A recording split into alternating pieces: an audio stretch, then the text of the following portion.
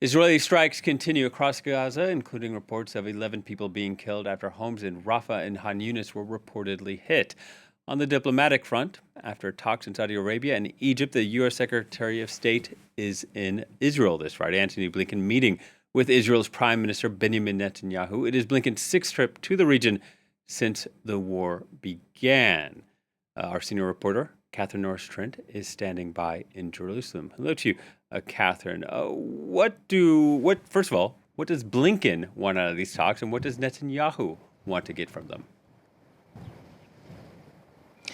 Hello there, Will. Well, Antony Blinken and Benjamin Netanyahu have very different aims from today's talks. The Biden administration and the Israeli government very not on the same page. Still, in fact, it's arguable their distances are getting further apart on their positions. So Antony Blinken is in town to try and present alternatives to Netanyahu of an all-out offensive on Rafah, trying to argue for more targeted strikes in order not to put the nearly 1.5 million civilians in Rafah at any further risk. The US has said this is something of a line they cannot cross, that they can't support an Israeli all-out offensive on Rafah. Netanyahu has repeatedly and publicly said, in the face of US warnings, that this is necessary for Israel to go on to, quote, total victory and eradicate Hamas in the Gaza Strip. So they have opposing positions on this, and it's difficult to see how they could bridge those gaps, but that is one of the things they'll be talking about. Another point is the delivery of humanitarian aid. The US wants to see more aid coming into the Gaza Strip. And then, of course, there's the ceasefire talks ongoing in Doha. The US is saying now that it wants an immediate ceasefire, albeit at the same time efforts to get those hostages released. So these are the urgent matters that Antony Blinken is bringing to the table here on his visit to Israel. He'll be meeting with Netanyahu, the war cabinet, and members of Israeli hostages' families here. And this is his sixth trip to the region. So some of these messages he's been saying time and time again in this kind of frantic diplomatic effort to bring the Israeli government in line with what the US wants.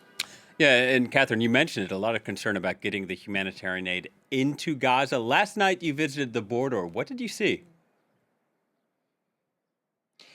Yeah, that's right. Last night, the Israeli army and authorities there overseeing, Israeli authorities in charge of the operations in the Gaza area, took a group of journalists down to right by the Gaza border fence near the crossing into a new crossing into the north of Gaza, which they said had been recently opened up to allow some more aid trucks through and get aid directly through into the north of Gaza, where, of course, it's extremely badly needed.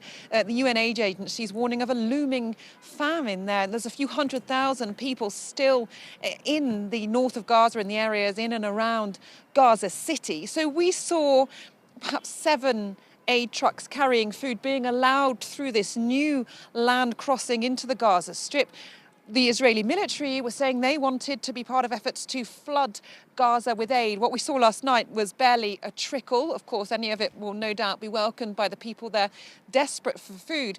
But the Israeli authorities and the military, the picture they're painting is just totally opposed to what the UN, other aid groups, other governments are saying.